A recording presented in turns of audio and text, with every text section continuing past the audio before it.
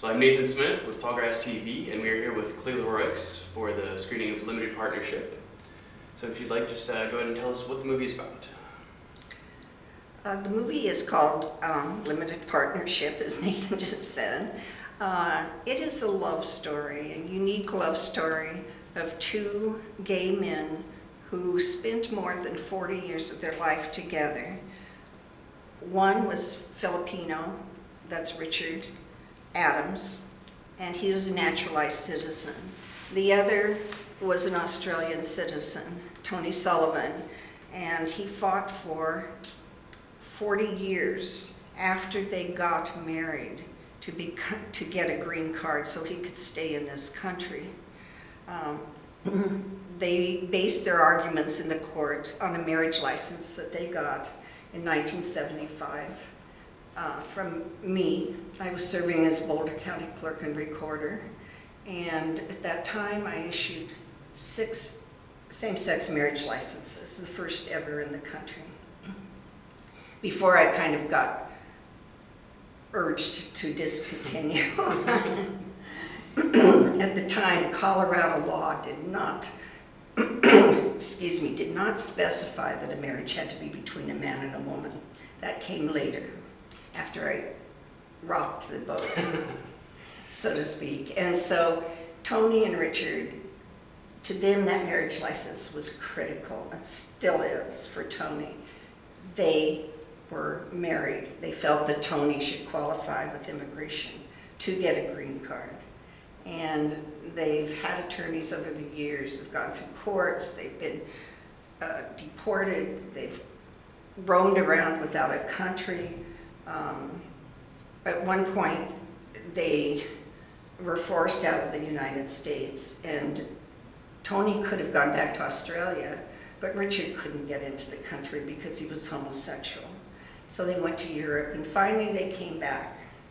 Tony was illegal, has been, living as an undocumented person in our country now for many, many years.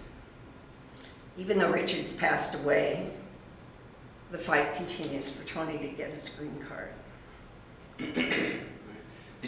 Were you able to stay in contact with Tony and Richard years after the license? Oh, not for a very long time. I saw occasional pieces in the newspaper about their battle with INS, excuse me. It was appalling. INS, at their first petition, wrote a letter to them saying it was never contemplated that 2 faggots would qualify for a marriage deferment in our country. Then INS wrote another letter that was really even worse in essence than the first letter. And then I lost track of them for many years until about 4 years ago when Tom Miller, the director, and his producer, Kirk Marcolina, contacted me. It was in Colorado, and they found me and asked me to participate in this film. Tom had been working on it.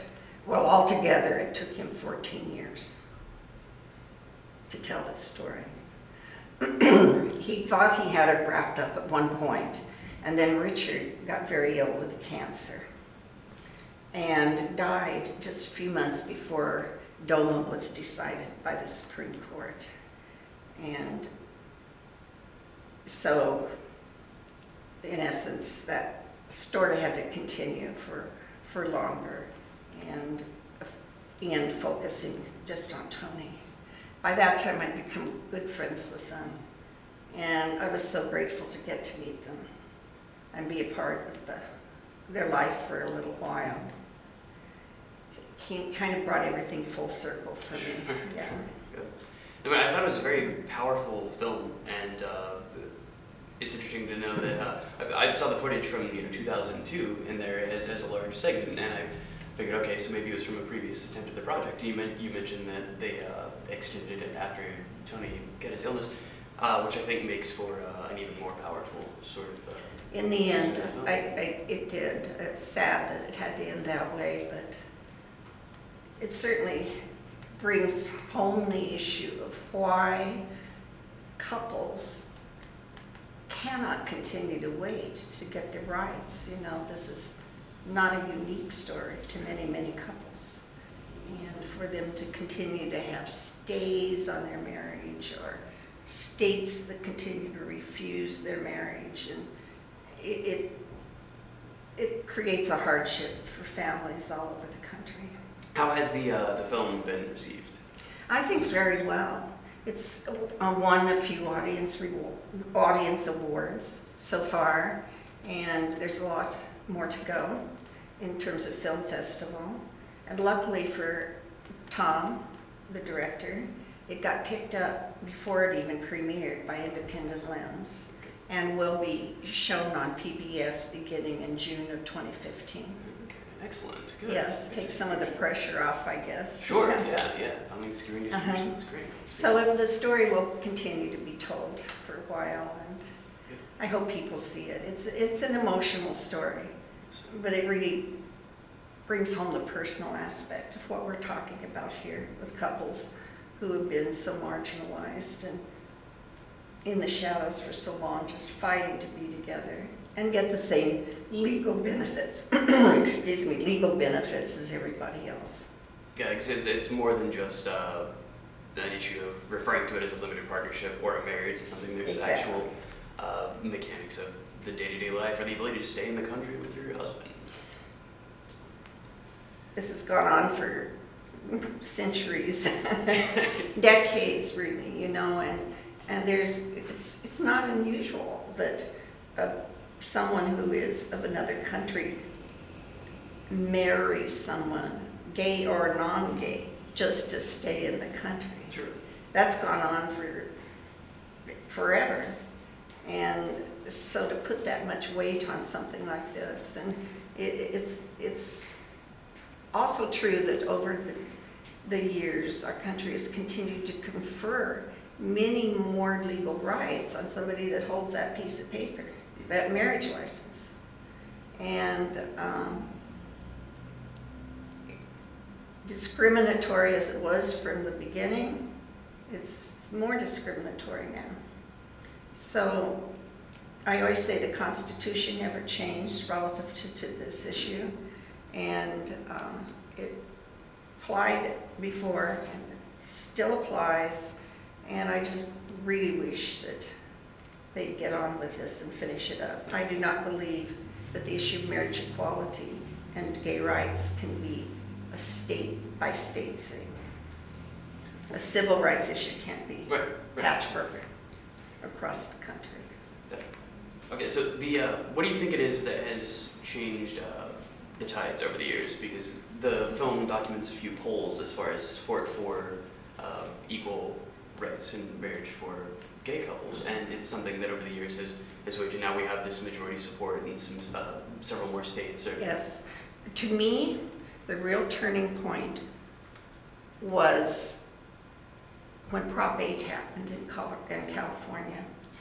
And there were several projects born at that time where same-sex couples told their stories. It hit social media, but it also hit people that they knew. They knew this couple that was living next door to them that had 2 kids. And, oh, well, now when you put it like that they're a family, that these are human beings we're talking about, it changed people's minds. I think I really credit that, the wave of coming out that had to happen at that point, and that did. Well, I think it's also amazing that Tony and Richard putting themselves in the position that they did in the 70s. They did. They fought from the beginning. Yeah. Yes, they did. And they were, interestingly, their final court decision that went against them was decided by a federal district court where Justice Kennedy, who's now Supreme Court, sat. He was one on the bench that issued that decision. Go home. Can't stay here. So this is a very noteworthy time. What's going on just even within things are changing so much just even week by week. And Colorado, where I live, finally dropped their marriage ban just a couple of weeks ago when the Supreme Court made their non-decision decision. Right. And I realized that Kansas is still hanging in there trying to deny the right. And why? Why? These are people. Well, and the screening of this film is also highly relevant because we just had some sort of legal decision which allowed a county in Kansas to briefly issue licenses as well. So Was it just briefly? it was, Did they have to stop? They put a stop to it. Yeah. Yes, Johnson County, right? I read about that. I didn't know that they had to stop. There's a stay issued on them, huh? I believe so. That was the impression. Heterosexual couples, whether they've run off to Vegas to get their marriage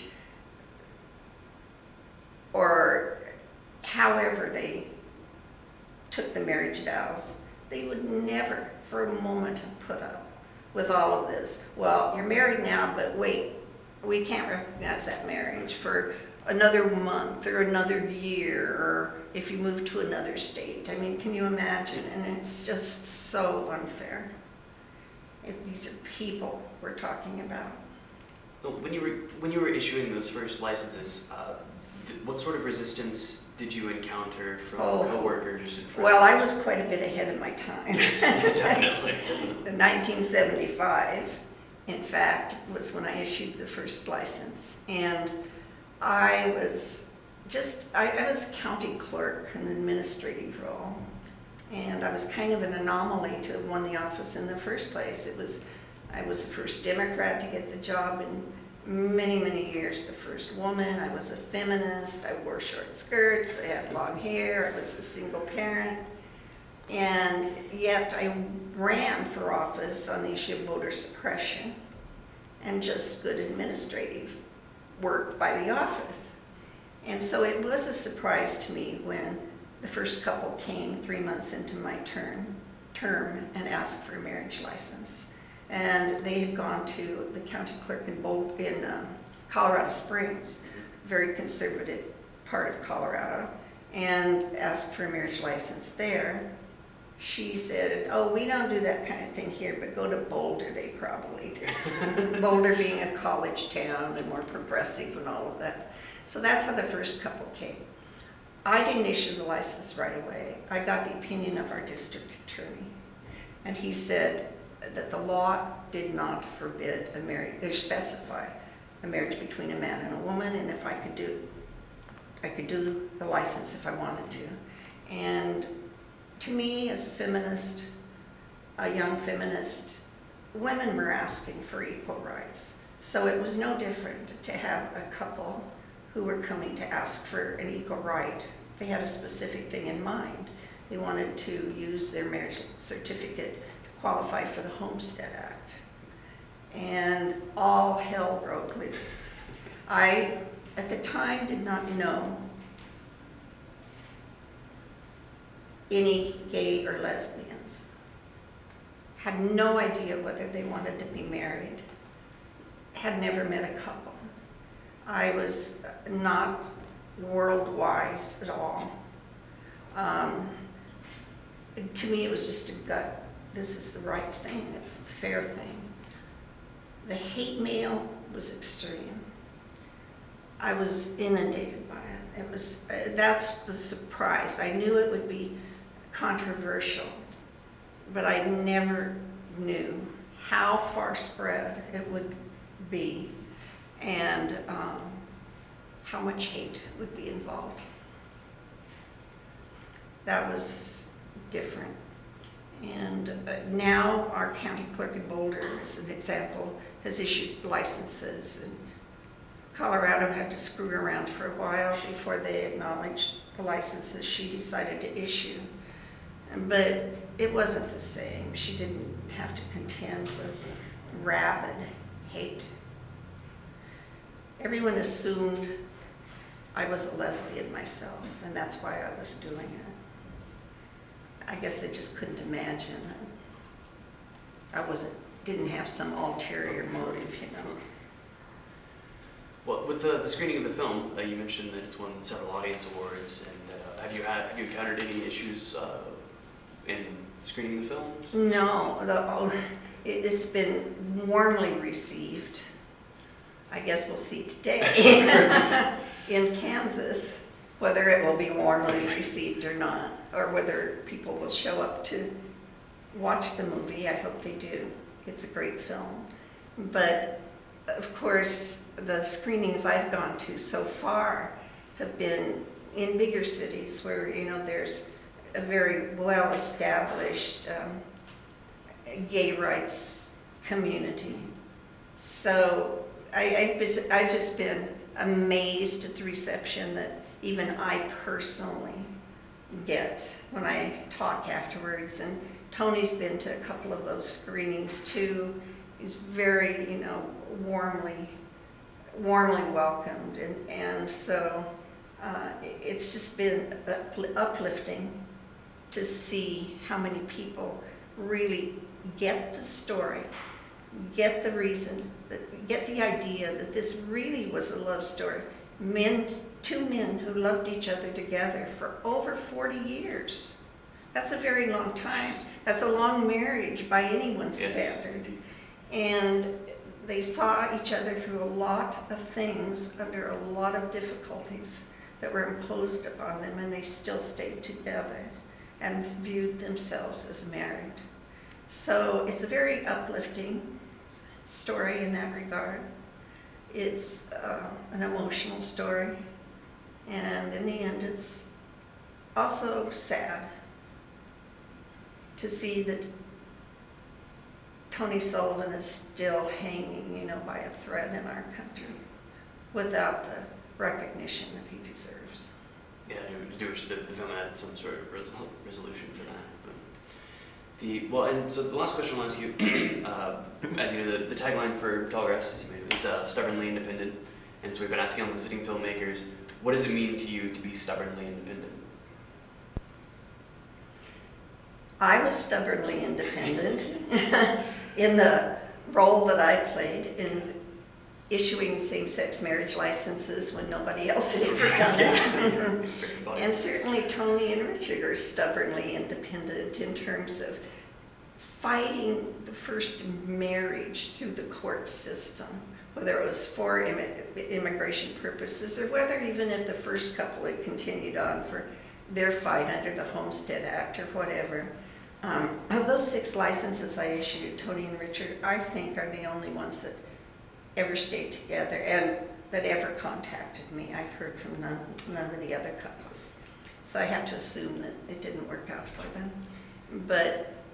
And I think our director, Tom, was stubbornly independent when he continued to work on this story, scrambling for funding all the time, investing a lot of his own personal money in it for 14 years just to get this story told.